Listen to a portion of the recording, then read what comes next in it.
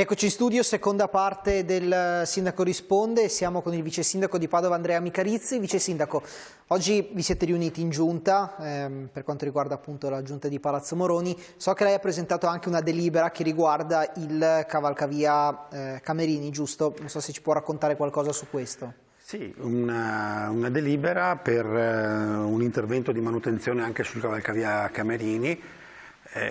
Chi è, come dire, attento alle vicende dell'amministrazione comunale nota che ogni anno mettiamo da parte moltissime risorse per la sicurezza dei nostri ponti, la sicurezza delle nostre infrastrutture.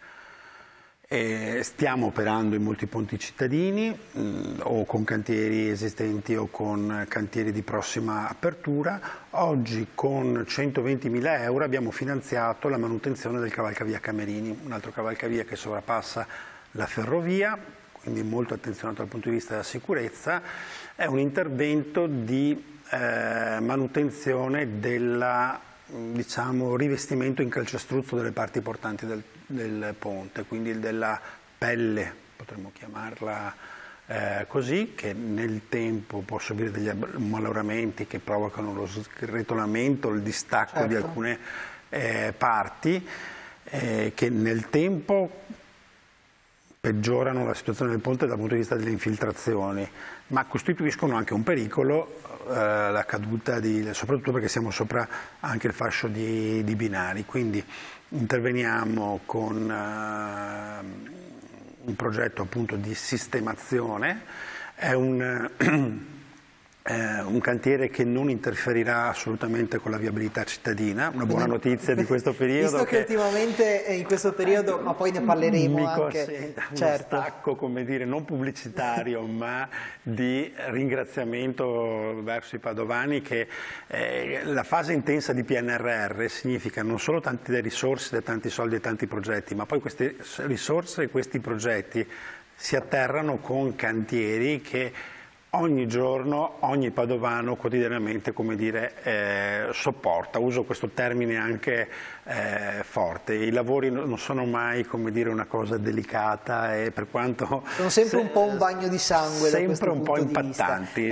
Invece il cavalcavia Camerini no. Qui staremo sotto e quindi non intaccheremo. Quindi un ringraziamento ai padovani che portano pazienza in questo periodo e sanno che comunque è un investimento per la città, un investimento per il futuro. Il cavalcavia Camerini, dicevo appunto così, quindi noi approvato il progetto esecutivo, ora andiamo in gara, nel giro di 4-5 mesi siamo pronti ad avviare il cantiere. Visto che parlava di cantieri, vice sindaco, ovviamente in diverse zone della città, lo stiamo raccontando da diverse settimane, ci sono cantieri per quanto riguarda il tram, che tra l'altro potrebbe vedere delle novità sul fronte della seconda linea, la cosiddetta SIR 3, che potrebbe, e se ne parla da un po', allungarsi, per così dire, fino a Legnaro, al campus di Agripolis, per intenderci, passando per Ponte San Nicolò. Allora, le faccio commentare a breve insomma, questi eventuali aggiornamenti, però prima vediamo un servizio, perché se ne sta discutendo anche a Ponte San Nicolò e anche a Legnaro, dove ovviamente la questione interessa e non poco, visto che si tratterebbe anche qui di una piccola rivoluzione per questi due centri. Andiamo a vedere il servizio.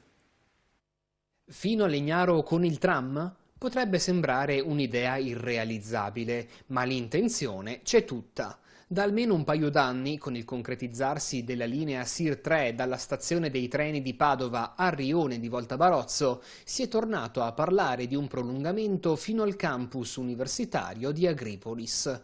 Un'idea che ormai ha qualche decennio e che affonda le sue radici nella vecchia linea Padova-Piove di Sacco, che correva proprio lungo la Piovese. La discussione si è fatta più concreta con il finanziamento dello studio di fattibilità tecnico-economica. Grazie a questo si è iniziato a pensare concretamente alle soluzioni fattibili per prolungare la linea del tram da Volta Barozzo fino a Legnaro e attraverso Ponte San Nicolò. Un percorso di poco più di 5 chilometri, dritto come un fuso, ma non privo di problemi. Indubbiamente uno dei punti più critici della nuova tratta sarebbe l'attraversamento del Bacchiglione, con il vecchio ponte stradale completamente da ripensare. Mentre lo studio di fattibilità prosegue, i cittadini dei 2 comuni interessati sono stati chiamati a dir la loro.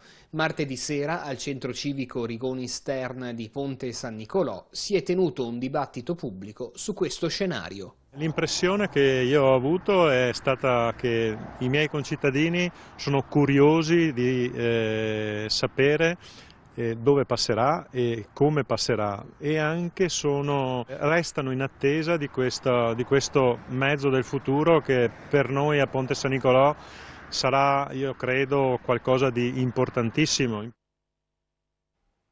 Vice Sindaco, ci sono aggiornamenti da questo punto di vista? Sì, oggi in giunta abbiamo parlato anche di questo,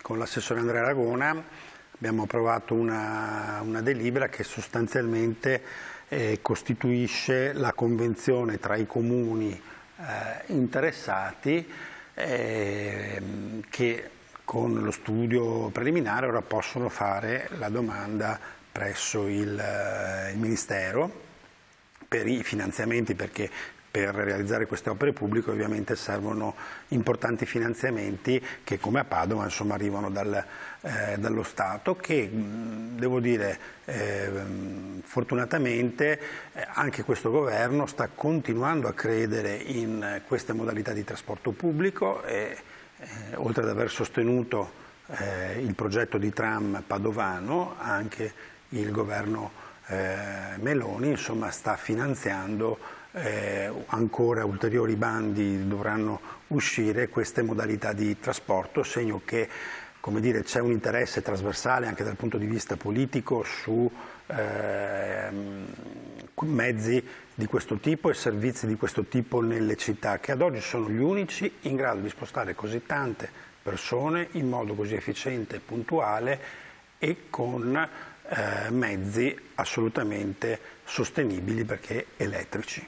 Le chiedo, eventuali passi in avanti su questo fronte andrebbero ad incidere sull'entrata in esercizio della linea SIR 3, quindi della seconda linea, che sappiamo insieme alla terza linea da indicazioni per non perdere i finanziamenti del PNRR devono entrare in esercizio, per così dire, entro il 2026-2027, insomma deve essere chiuso tutto entro il 2026.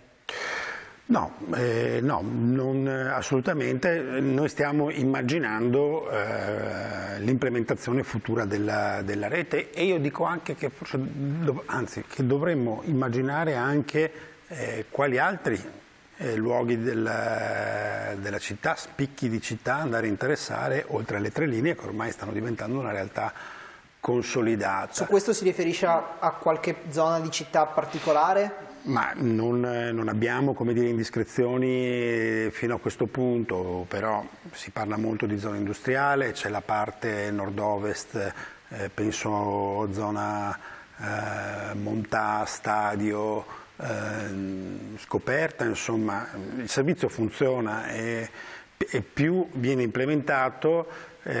Funziona non sommando linee, ma funziona con un diciamo, guadagno che è esponenziale e quindi vale la pena, come dire, insistere da questo punto di vista e già anche guardare in avanti e guardare il presente. Oggi i cantieri stanno procedendo bene, questa è una buona notizia, nel senso che non ci sono ritardi. Non abbiamo rallentamenti, non abbiamo situazioni, come dire, di difficoltà, stiamo però avendo a che fare con cantieri piuttosto impattanti. I punti più difficili sono quelli di Via Gozzi all'ingresso a est della città, e quello è un nodo complicato perché tra fiera e stazione, diciamo, e l'accesso al centro, inevitabilmente quando sposti anche un paletto lì è complicato. Un cantiere grande come quello è oggi il punto di maggior, diciamo, difficoltà, ma in città ce ne sono diversi sul tram e devo dire che